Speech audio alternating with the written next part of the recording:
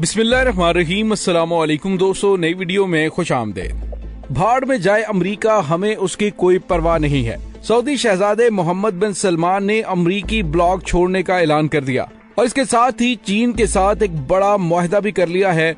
Joe Biden को आग लग गई, सऊदी अरब के गिर्द घेरा तंग करना शुरू कर दिया गया। दोस्तों, आखिर ये सब कुछ कैसे मुमकिन हुआ है, किस मुल्क ने दरमियान में अहम किरदार अदा किया, इसकी मुकम्मल तफसीलात हम आपके साथ आज की वीडियो में शेयर करेंगे। वीडियो की तफसील में जाने से पहले आप देख रहे हैं हकीकत की दुनिया डॉक्टर अली के साथ। हमारा चैनल सब्सक्राइब करके घंटी के निशान को दबाना मत भूलिएगा। न्यूज वीडियो को ज्यादा से ज्यादा फेसबुक, व्हाट्सएप और सोशल मीडिया पर शेयर जरूर करें। शेयर और लाइक करने के साथ साथ कमेंट बॉक्स में पाक फौज जिंदाबाद, पाकिस्तान पाइंदाबाद और पाकिस्तान के गुमनाम हीरोज को सलाम का नारा कमेंट जरूर कीजिएगा।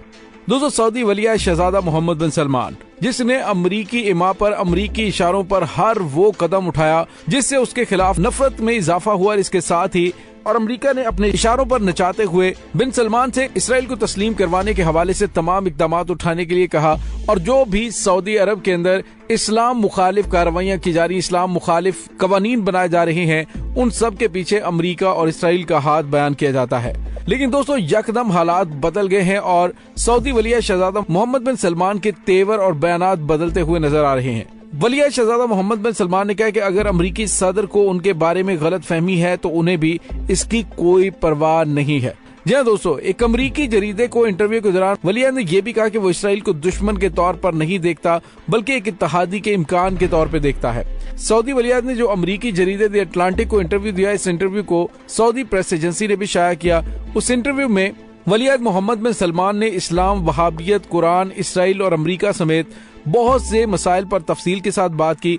अटलांटिक ने वलिया से पूछा कि क्या वो सऊदी अरब को इस कदर जदीद करेंगे कि उसकी इस्लामी शनाख्त कमजोर हो जाए।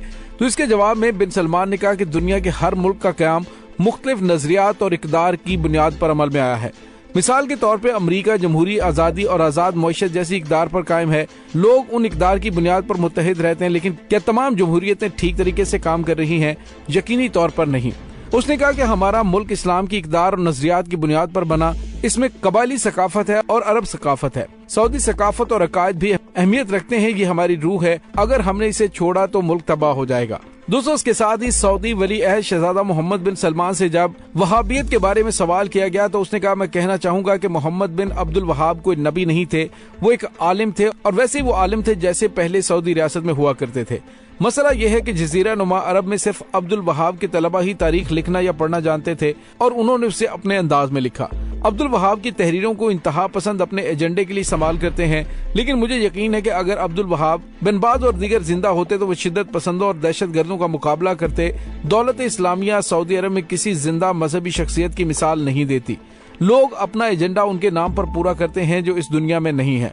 वली अहद ने कहा कि सऊदी अरब अब्दुल वहाब नहीं है। सऊदी अरब में सुन्नी और शिया है और सुन्नियों में भी 4 मकातब फिक्र के लोग हैं और शिया के अंदर भी बहुत से मकातब फिक्र के लोग हैं। सभी मजहबी बोर्ड की नुमाइंदगी करते हैं। आज सऊदी अरब में मजहब को किसी एक मकतब की नजर से नहीं देखा जा सकता।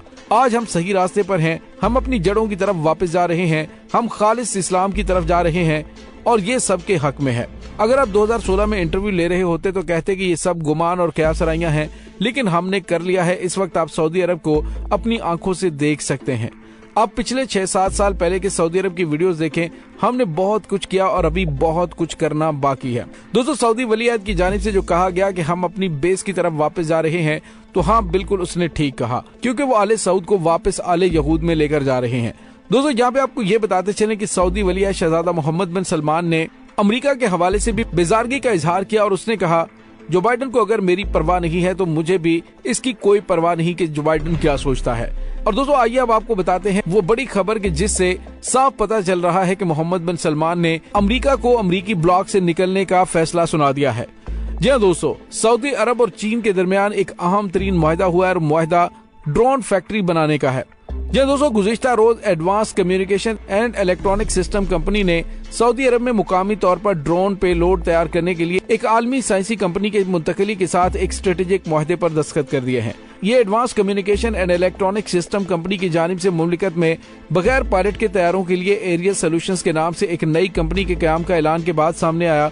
नए मुआहदे पर चाइना इलेक्ट्रॉनिक्स टेक्नोलॉजी कंपनी के साथ दस्तखत किए गए, जो कि दोहरे इस्तेमाल के इलेक्ट्रॉनिक्स में महारत रखने वाली सरकारी दिफाई कंपनी है। दोस्तों ये दुनिया की सबसे बड़ी दिफाई कंपनियों में से एक है और ये चीनी कंपनी को एक तहकीकी और तरक्याती मरकज के कयाम में मदद भी देगी। दोस्तों मुख्तलिफ किस्म के UAV पेलोड सिस्टम के लिए मैन्युफैक्चरिंग टीम बिशमूल communication unit, flight control units, camera system, radar system और वायरलेस डिटेक्शन सिस्टम तहकीक और तरक्की में अहम किरदार अदा कर रही है।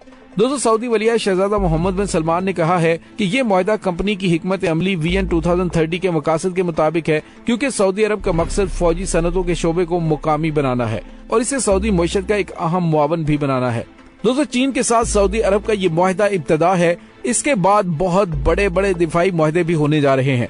हालिया अरसे में जिस तरह से जो बाइडेन इंतजामिया ने मोहम्मद बिन सलमान को जमाल खाशोगी के कत्ल केस में ब्लैकमेल किया, वो आपके सामने है। अब मोहम्मद बिन सलमान को आहिस्ता आहिस्ता अंदाजा होना शुरू हो चुका है कि चूंकि अमेरिका और यूरोपीय ममालिक तेल की बजाय अल्टरनेट एनर्जी की जानिब जा रहे हैं और वैसे भी अमेरिका तेल में खुद कफील हो चुका है, इसी वजह से वो अब सऊदी हुक्मरानों के नाज नखरे नहीं उठा रहे।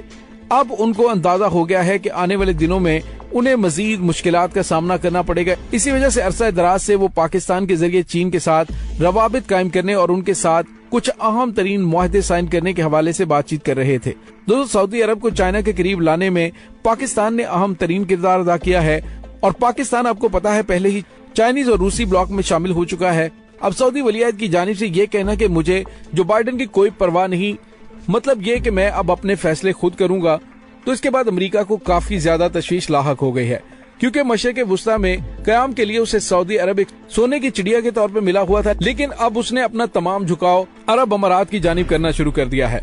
जिस तरह से हालिया अरसे में अरब अमारात के साथ अमेरिका और इसराइल के ताल्लुकात बहाल हुए हैं और इसके साथ ही यमन के हौसियों की जानिब से मुत्तहिदा अरब अमारात पर किए जाने वाले हमलों के बाद जिस तरह से वहां पे उन्होंने अपने जंगी तैयारों का स्क्वाड्रन भेजा और इसके साथ ही एयर डिफेंस सिस्टम भी भेजा, तो उससे मैसेज ये मिल रहा है कि मुत्तहिदा अरब अमारात के साथ अमेरिका के ताल्लुकात ज्यादा करीब हो रहे हैं बनिस्बत सऊदी अरब के विजन 2030 के और अब मोहम्मद बिन सलमान के विजन 2030 के तमाम मंसूबों को रोल बैक करने के लिए अमेरिका की जानिब से कोशिशें की जा रही हैं, लेकिन सऊदी हुक्मरान मोहम्मद बिन सलमान इसे अब चीन के साथ मिलकर न सिर्फ मुकम्मल करने का इरादा रखते हैं, बल्कि चीन के साथ दिफाई मुआहदे और यहाँ तक के कुछ अहम तरीन मिसाइल टेक्नोलॉजी के हवाले से भी आने वाले अरसे में मुआहदे करने वाले हैं। दोस्तों ड्रोन टेक्नोलॉजी में एक दूसरे के साथ ताउन के बाद दीगर अहम तरीन मामलात के अंदर भी बातचीत चल रही है। दोस्तों याद है कि पाकिस्तान को सऊदी अरब की जानिब से कुछ रकम फराहम की गई थी और कुछ दिन पहले ये खबर आई थी कि उन्होंने पाकिस्तान को मौखर अदायगी पर तेल भी देना शुरू कर दिया था और इसके साथ ही उन्होंने पाकिस्तान के लिए के कर्ज में भी कुछ मजीद मुद्दत बढ़ाने का भी ऐलान किया था। तो दोस्तों इससे आप अंदाजा लगा सकते हैं कि जैसे जैसे उसे पाकिस्तान की मदद की जरूरत पड़ती है और पाकिस्तान उसकी मदद कर रहा है, वो वैसे वैसे पाकिस्तान को भी रिलीफ देता जा रहा है। दोस्तों यहाँ पे आपको ये भी बताते चलें कि अमेरिका की जानिब से पहले ही इन खतरात का इजहार किया जा चुका है।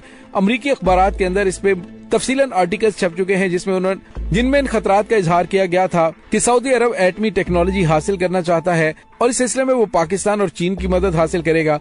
अब पाकिस्तान और चीन उसकी इस हवाले से कैसे मदद करते हैं, इसके बारे में कुछ भी कहना कबल वक्त है, लेकिन अमरीकी तजियाकारों का कहना है कि अब सऊदी अरब भी एटमी हथियारों के हुसूल के लिए आगे बढ़ना चाह रहा है। दोस्तों इस तमाम सूरत हाल के बारे में आपका क्या कहना है, कमेंट सेक्शन में अपने ख्यालात का इजहार जरूर कीजिएगा। इसके साथ ही डॉक्टर अली को इजाजत दीजिए, इंशाल्लाह बहुत जल्द मिलते हैं एक नए वीडियो में। तब तक के लिए अपना बहुत सारा ख्याल रखिएगा। पाक फौज जिंदाबाद, पाकिस्तान पाइंदाबाद, पाकिस्तान के गुमनाम हीरोज को सलाम, अल्लाह वारिस।